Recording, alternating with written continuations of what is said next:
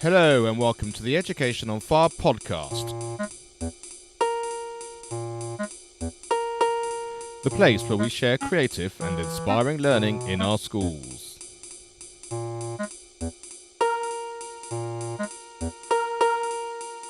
Season 4, Episode 48. Hello and welcome back to the Education on Fire podcast with me, Mark Taylor. Today I'm joined by Mark Burke, who's the founder and director of Charanga. And I know a lot of you in schools, especially in the UK, will have Charanga as your go-to online resource for all things music. So welcome to the show, Mark. Thank you very much. Nice to speak to you. So why don't you start us off giving us a bit of history about the foundation of the company and how the whole thing got going? Well, actually, Charanga is 20 years old this year, which 20 years in technology is really quite a long time. And when we started, it was quite a different picture than it is today. Of course, it was very much pre-internet, and the early Charanga days were really all about producing CD-ROMs to help people learn and play. And I set the company up. My background, I should say, was I went to the Royal College of Music. I was a musician for many years, but I like to say I kind of retired from rock in '97 and started Charanga. And I started the company with an old school friend, one of my oldest friends that I've known since being very, very young. And we'd been at school together, and he went off to study computer science, and he ended up really specialising in educational technology. So we got together around '97 to look at the possibility initially for looking at guitar learning, actually, which was my instrument. And we produced a CD-ROM called Guitar Coach, which we did on just a couple of 386 computers in a little office in Greenford in West London, or Grimford as we used to say. I shouldn't say that clearly, but it was very much homespun. However, it was pretty good actually. We developed our own technology, and Paul, my fellow founder, he built me an authoring system, so I, as an educator, could build the program myself. Actually, and that kind of ethos has really stuck with us throughout the 20 years. We've always tried to put development in the hands of the music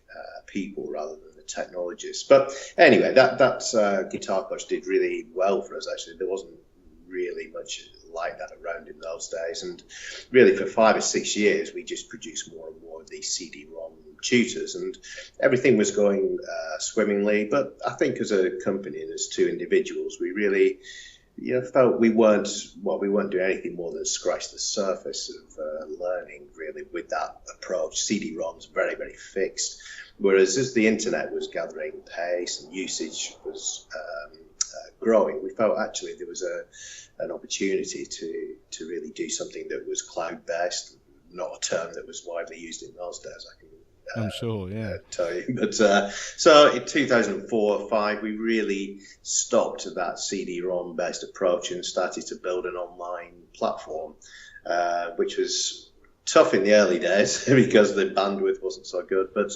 really, I suppose we combined all our skills, music, technology, tried to recruit some good people in terms of design and what have you, and educators, and broadened out from this instrumental approach into more of a curriculum approach, particularly for primary, and particularly, I suppose, for beginner instrumental across all instruments. And I suppose from those relatively small early days, things have gone particularly well the last 5 years or so in terms of growth and people using what we do, and it's really quite humbling today to see so many people using it. It's brilliant. Yeah, brilliant. It's fantastic. And I was at a music conference about a year or so ago now, and Charanga was one of the sessions there, and I was sort of taken through how it works and all that sort of thing. And just for those people that haven't necessarily used it, can you sort of take us sort of as a beginner? Who's it for? How can you use it, and what sort of resources are there? Is it all singing? Is it instrumental based? Is it history, or is it a combination of all of those kind of things? Sure. Well, I mean, Charanga does have several different programs, but I think the one that is most used and certainly most popular with schools in the UK, this would be something called Charanga Musical School. And the idea with Musical School was to try to provide something for primary teachers, both specialists and non-specialists, particularly non-specialists, certainly at the beginning, that would help those teachers teach a really kind of lovely, modern, exciting curriculum. So we set about really building almost initially it was a library of resources where teachers could perhaps assemble their own lessons and modules and what have you. So basically they would use it to teach the national curriculum for music as it was. And it would include, though, I think, in equal measure, really, singing, lots of singing, I've got to say, and a lot of kind of music creation tasks around singing, so improvising, composition, but always using song as a starting point almost. So we'd maybe use songs as a starting point for listening and appraising music, helping teachers build up their children's vocabulary music, but all the time getting them to do practical things in terms of, as I say, improvising, and also instrumental work, which, given where we came from originally, the instrumental side of things has always been very close to us. So whenever we're doing any singing, particularly in the scheme of work that we developed, there's always an opportunity for children to play instruments in those songs. So on many occasions we would arrange a song so that it has an instrumental section, and then we provide parts for 24 different instruments, so children can play whatever it is they happen to be learning, or if they're not really learning anything, there's some easier parts for classroom percussion, all differentiated, I should say, as well, lots of different parts for each instrument, so that children have this all-round learning experience. It's the way I suppose schools use it today is really to support almost all the music making they would do in school.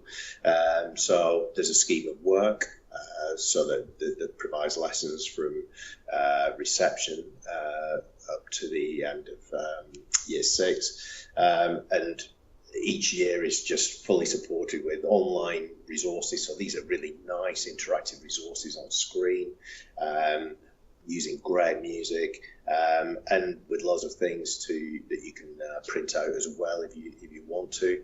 But probably the big thing that teachers say to us is that, alongside the kind of visual and audio element of it, which is really quite captivating for children, there's also some really detailed planning and progression built into all the activities, so that it becomes a really enjoyable thing for teachers to use.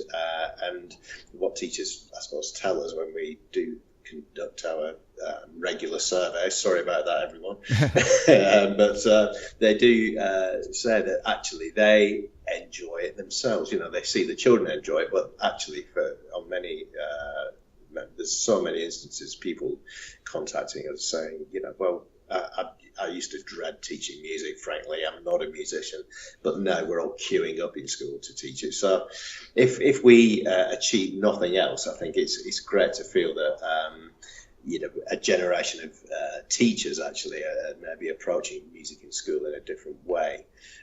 So I suppose the original question, what is it? Well, it is a bit of all of those things, singing, instrumental work, composition, improvising, but all set out in a lovely kind of step-by-step progressive way. That's this kind of scheme-based approach. But all the time, actually, and this comes through the fact that we built this in a platform, as it were, because we've got a free, what we call a freestyle version of the same thing, so people can dip in and out. They can actually just take all the elements and then combine them with whatever it is they want to do themselves. So there's a very personalised approach possible as well. So some teachers definitely will generally follow the scheme, not veer too much away from that. But other teachers, particularly specialists, more experienced teachers, they'll tend to maybe use the freestyle approach, build their own lessons, combine it with some of their own resources, and produce a much more kind of personalised approach. But I think, the fact that we support both things, I think, is attractive for people, and that's probably one of the reasons for its, relative success. Though we still see things as being relatively early days, actually. Yes, I mean that's a really interesting thing about the freestyle element, as well as actually having that sort of structured learning plan. Because there's a school that's going to be part of my cluster music project that I'm just setting up here, and one of the head teachers says, "But we use Charanga. How's it going to fit in? And that kind of thing." And yeah, and it's perfect that you said that. And I was kind of aware of it anyway. And it's just that kind of all we're trying to do is introduce the idea of rhythm and pitch and singing and percussion, and and it's that kind of we can enhance what you have already, and the more that you have, you can then pick and choose exactly what those resources are, how they can fit in, and how they can support some of the things that we're doing as well. And it's that hand-in-hand approach, I think, and knowing that the resources are there to support the sorts of things you want to do, which is really key. Yeah, absolutely. One of the ways we've grown things over the years is to work very closely with music hubs, and really, there's over 100 music hubs now have a local Charanga platform, and they actually use the platform and the different programs to support their local schools. So it works very much hand in hand with the services that they would provide. And this, I suppose, there was a time maybe a few years ago when people thought, is this a threat, to say peripatetic teachers going into school? And I always said, well, what we want here is schools wanting to do more music and wanting to do it at a better and better level. And the more articulate children are about their music learning, the more enjoyable it is to teach, frankly. Yes. And I think now we've come out of the other side. I think a lot of those music hubs and those groups of teachers we work with, who would be, say, more instrumental specialists, they find it a fantastic thing, because I think it builds up demand and knowledge, and an understanding of what it is they bring to it as a specialist. So, yeah, we're always really outward looking. We've always worked in partnership wherever we can. I just think, it's a relatively small space, the music education. Yes. Hardly an industry, really. It's a lovely thing. People get into it because they believe in it, I think, and want to make a difference. And so we're always keen to work with anybody who's supportive of that. And how does the sort of the local sort of music hub platform, how is that different sort of between hubs, or how does that work as opposed to just what would be the traditional platform that you set up originally? Well, what we've done is to provide hub partners with a local administration system, so they can manage it locally and direct it at local need.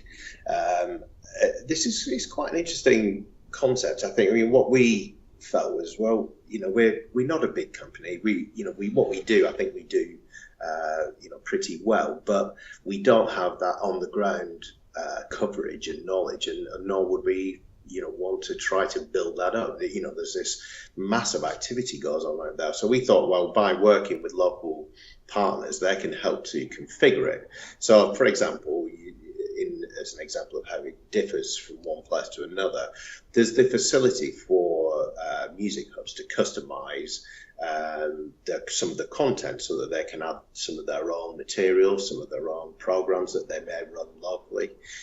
Just as an example, up in Sunderland, we just launched a Sunderland Song Bank, which increasingly is going to include local Sunderland songs, and it fits in with a singing program that the Music Hub is running up there. And it just helps to, give it a local connection. And apart from anything, I think that by building a connection with a local provider like a Music Hub, people have a local source of support.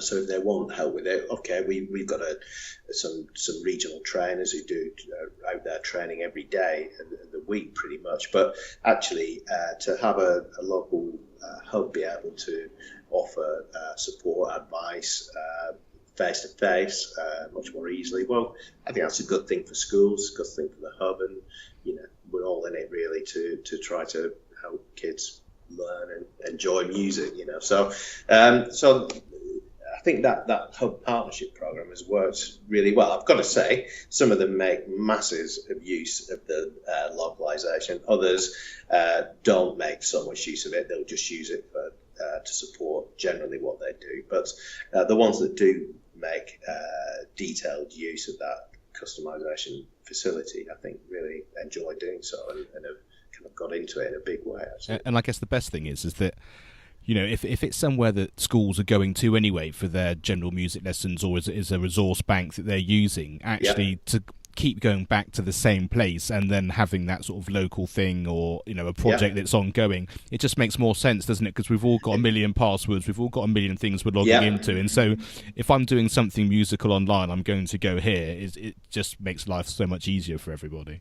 I think that's true, isn't it? For us all, as you say, as consumers, almost, it's just the worst thing, isn't it? Having lots of different, login details and lots of different things. So, with that, I've got to say, comes quite a lot of responsibility, because people, if you find that yours is the one thing they want to log into, well, you don't want to. I don't know, stop other people being able to get anything technology driven in front of people. So we try to partner where we can, with people to work with other people to open up a breadth of materials. Of course. But it does work, and I've got to say, we've invested a huge amount of effort to make it work simply and easily for people, and it's not easy to design things that are actually quite complex in a way and make them simple for people. It takes considerable design skills and expertise to do that. So and I've got to say, even with us, it wasn't always like that. I think in the early years it was pretty unfathomable, I think, some of the things that we're doing for ordinary people. But I think in this last 5 years, since we've kind of, I wouldn't say cracked it, but we've got the level right, I think, and we still invest loads in it today to improve it. We just released a whole new version, really, of Musical School that is just better and easier and nicer. And I think most people can understand the technology jump between CD-ROM and a cloud-based service, but what most people don't realise often is the fact that, of course, what happens is that every time there's an update from a Windows or Mac or anything like that, there's a whole lot of background stuff that has to be updated just to stay where you are, let alone about improving the sorts of things that you want to be improving as well. I'm delighted you said that, actually, because I rarely bring that up, because I don't think people do really appreciate that. But you're absolutely right, and the people, colleagues here, technical colleagues, that is the biggest challenge of all, I think. Just as a browser changes, what it does, the way it supports things, you've got to be right on the kind of cutting edge all the time, to making sure it's compatible, backward compatible, works with the latest stuff, and crikey. And on in terms of the actual resources you have, how does sort of things like copyright that and copywriting, those sorts of things come in? Because I guess sort of anything which is sort of 100+ years old is absolutely fine and you can use, but especially these days, schools and children, they like all the modern things and that kind of thing. How do you work around that, and how does that work within Charanga? Well, that's a great question, and it's something that I think if you take yourself seriously as effectively a music publisher as we are, you do have to take great care over copyrights. And what we did was about 5-6 years ago, I think 2011, we sought a kind of strategic partnership with the Music Sales Group, which for those of you who don't really know too much about music publishing, Music Cells are actually an independent worldwide publisher who control the rights for something like 4/5 of the world's pop music, certainly in Europe. And by getting into this partnership, they actually took a stake in the company. What it did was to open up copyrights use of popular material, as well as some other fantastic contemporary material. But it opened up around 250,000 copyrights all in all. Wow. For us to use. And we knew the value of that, as did they, I have to say, in getting a really quite good deal. But what it's enabled us to do over the last few years is to use authentic material.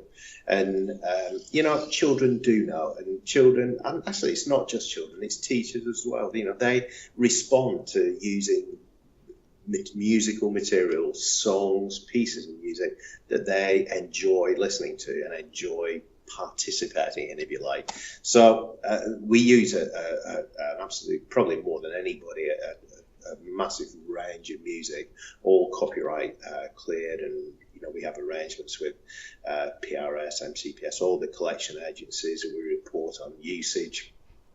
So we've had to build quite a big digital rights management engine behind our platform. So that in itself it's been quite an undertaking. But the upside is, of course, that you can use great music that people enjoy, so that the experience for a child in a classroom today, they can be looking at Pharrell Williams and Happy, and they can be singing that, they can play their instruments in it, and we get sent videos of people tweet videos of the most fantastic classroom experiences with fantastically happy children, and it's just great to see. And okay, if that was all it was, it'd be okay, but it's not. What we've done is to, our education team, and just the learning that sits behind it, and the progression that as you go through it, it's all there. So we've tried to combine, serious pedagogy, if you like, using all the time music that children enjoy, and as I say, teachers enjoy as well.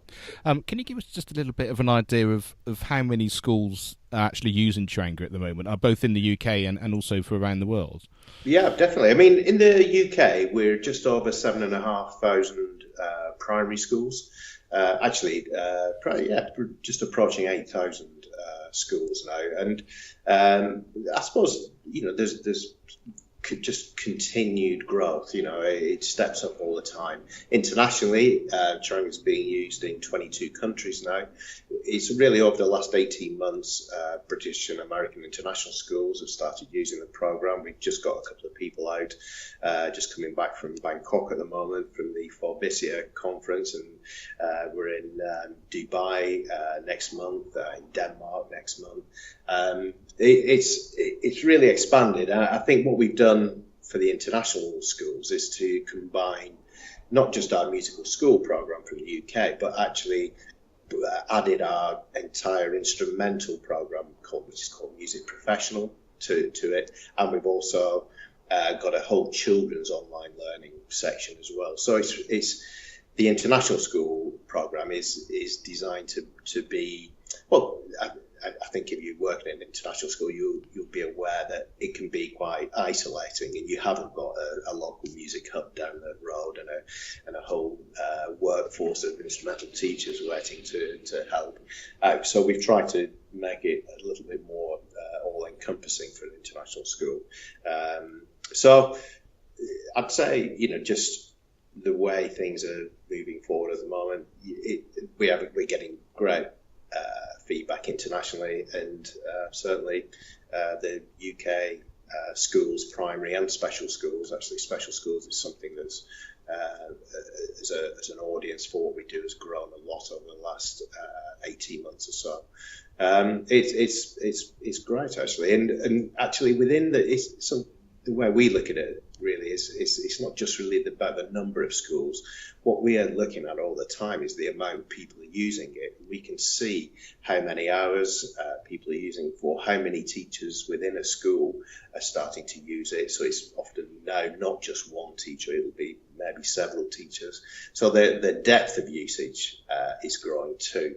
And people contact us all the time telling us things they'd like to see in there. We use that as the way we develop things. So I think we've got it to a point where there's enough usage to drive and support a kind of continued development, if you like. So we've always, been releasing new things and developing new things, but we can do that at a pace now, I think, because it's got to a certain size almost. So that's quite exciting in itself, to be honest. And so for those people that actually haven't used it before or not sort of taken a look through its use, is there a free trial or how does that sort of thing work? Absolutely. We don't do any advertising whatsoever. We do everything by word of mouth and free trials. So anybody in the UK can go to charanga.com or their local music hub's Charanga platform. They can go to either and sign up for a free 30-day trial. We don't take any credit card payments or details. We just give you full access to the program, and at the end of that 30 days, if you like it, you can sign up for a license. If it's not for you, then fair enough. We hope you'll look at it again. And it's the same international schools wise. Go to charanga.com, look at the international school page, and sign up for a trial there. All the time, it's full access. Everything, you get access to everything, and just see how you get on with it. Really, Fantastic. And how does the pricing work? Does it depend on the size of school, or is it just per the platform? Or yes, it is. It's actually not massively straightforward. I'll try and summarize it. The reason it's not straightforward is that because of the arrangements we've got with different music hubs around the country, sometimes they will subsidize the cost for schools because they'll include it in various packages that they run. So it can be free in your local area, i.e. fully subsidized by the music hub, or it could be partially subsidized by the hub, or you could be paying the kind of Charanga direct price. Now in the UK, we certainly through Charanga Direct, it does depend on the size of the school. We found actually that when we had one price, it was definitely excluding smaller schools actually. So we decided to up the price a bit for the bigger schools and reduce the price for the smaller schools. So now if you're up to 100 pupils, it's £120 per year. And that's access for as many teachers as you like, as many children.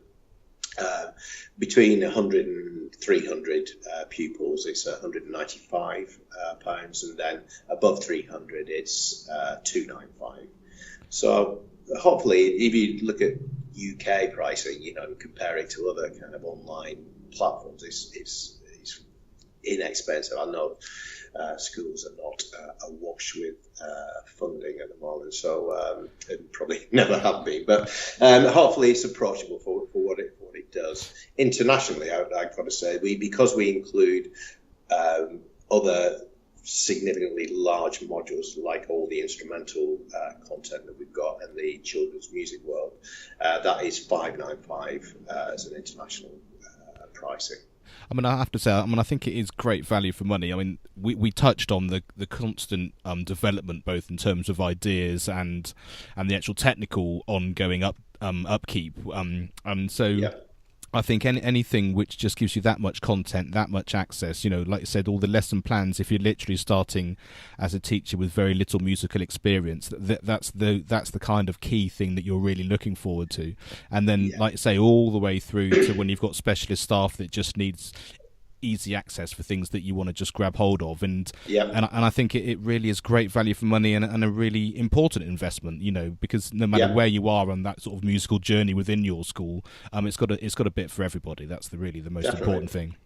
I think that's what people tell us. And it's to give people the necessary detail to help them in a moment of teaching, particularly if they're excuse me, inexperienced music teachers. It is a lot of work, because the more depth you provide, the more support you provide on the screen, the more expensive it is to develop. But I think we've just set a fairly high bar, actually, in the amount of support we want to give people. And so our teachers, that is exactly what they say. So it's really, they can, without wherever they're coming from, they've got a great starting point. Fantastic. So I think we covered it just a few moments ago, but it's charanga.com is the place to go if you have no sort of initial idea about those things. Or the other place is, like you said, is your local music hub, and just see if there's an arrangement already in place. Yeah, that's it. Charanga.com, that will always point you, once you enter your school's postcode, that will point you to the best source of support, and that may be Charanga Direct, or it may be your local hub.